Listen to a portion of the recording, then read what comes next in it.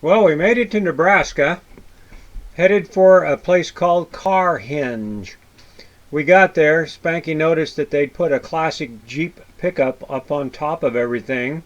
Wasn't too happy about that. Well, we've been there, we've done that, seen it. The weather wasn't too bad this day, but we got a couple pictures. We're going to head on down the road now, get into a town called Sidney, Nebraska. That'll be our last stop for tonight. We didn't know that Sidney was home of 2 or 3 tornadoes every year. Didn't make us feel too good, but luckily we seen this sign, so we were protected. Then we didn't have to worry about it. The next day we got up, got ready to go. We didn't have any tornadoes, just a little weather. And it was only dew, I believe. They didn't think so. But anyway, here we go again.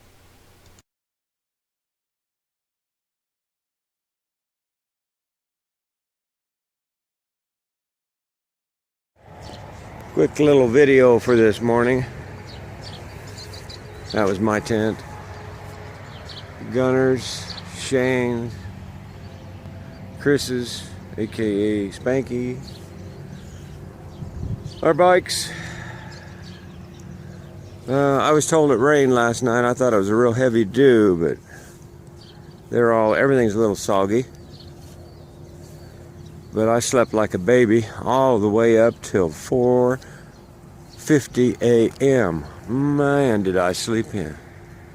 Anyway, we're expecting another good ride. The day is blue skies here in Sidney, Nebraska. Got a nice moon up there in the sky. We're gonna hop on that freeway and go a little ways. Then we're cutting down to Oklahoma today. So yes, fellas and girls, we're gonna go through 2 states today, maybe even into a third. We're living the American dream. Biker dream, that is. See ya. We stopped at this little breakfast restaurant. Met some locals, very friendly people. Told us how far we could go to get out of the state, to get the helmets off. We also seen this bug. It was a big one. So we passed through Colorado so fast we didn't know we were in it. Ended up in Kansas, took a good photo there along the freeway, met a couple there and they took it for us. On into Oklahoma. And then I took this one by myself because the other guys were busy. We made it to Boise City, Oklahoma for tonight's camp. The lady that owned the place only charged us $5 for all 3 tents. Best deal yet. The next day we got up, packed up, and headed for Texas. We went by the Texas sign, but it wasn't worth stopping for. It was a busy road, and it wasn't a very good day, even though it looks like it. So we kept on going and ended up in a town we just had to stop at and take a photo. As you can see, we stopped at Dumbass, Texas. Pretty cool place. On to Amarillo, Texas. We stopped at the Harley shop and then was going to have dinner at a barbecue spot. Found out the barbecue spot wasn't that cool, so we went on out to Cadillac Ranch. We wanted to cross this off of our list. It was pretty cool. Even brought a smile to Spanky, which is rare. The temperature was pretty good going through Texas, but by the time we hit the New Mexico border on Route 66, it was getting hot. They said it was 106 in town, but my air temperature gauge on my bike was pegged all the way past 120. We went into this little town here and had a lunch and sucked up some air conditioning, soaked ourselves down for the rest of the ride.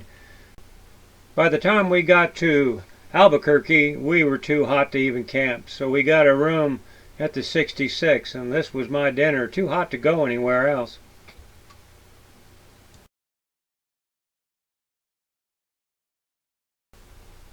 The next morning we got up and headed towards Gallup, New Mexico. We had breakfast at this old place. It was pretty cool. I know Vicky would have loved it.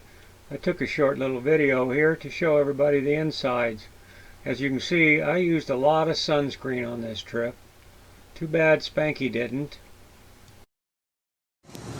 Stopped here in Gallup, New Mexico, in this old restaurant. Been here since 1937. Pretty cool place. It's a hotel slash restaurant slash bar. Sorry. That's okay. You can get in my video. Anyway, pretty cool. Vicky would love it. We'll be here someday, Vicky. Anyway. From Gallup, we turned off of Route 66 and headed north. We had traveled all the way from Amarillo, Texas to Gallup on Route 66. That was one more thing we crossed off.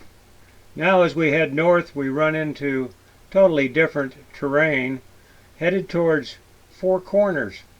Never been there with these guys. Got there and it had changed a lot. First off, I noticed they charged to get into it. But we checked it out, bought a t-shirt, took some photos, said we'd been there, and then loaded up our bike because it started to rain and got the heck out of there. Headed for Moab.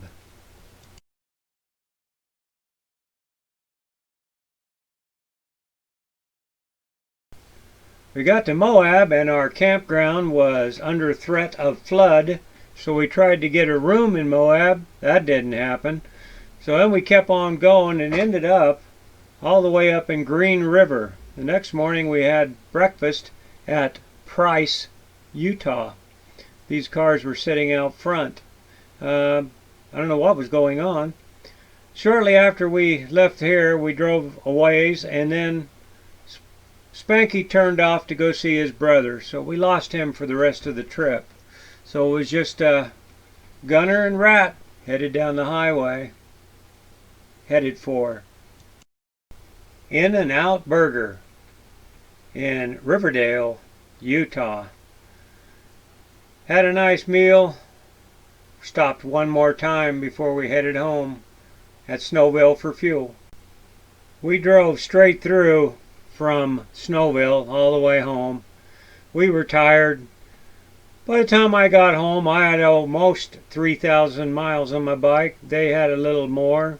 Spanky had almost 3,100 on his bike. It was a long ride. We accomplished everything we could accomplish, weather permitting, like we always talked about. I couldn't have asked for a better couple guys to ride with.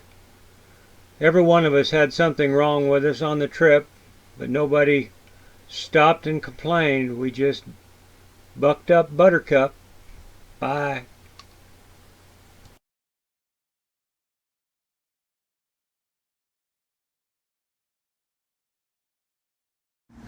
Well, made it home. 2,900 and 980 miles or something like that.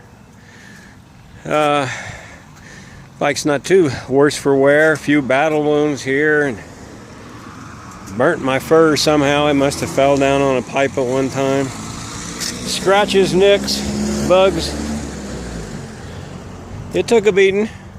It's filthy. The good old Harley kept kicking. Did about 85 miles an hour all day today without a problem.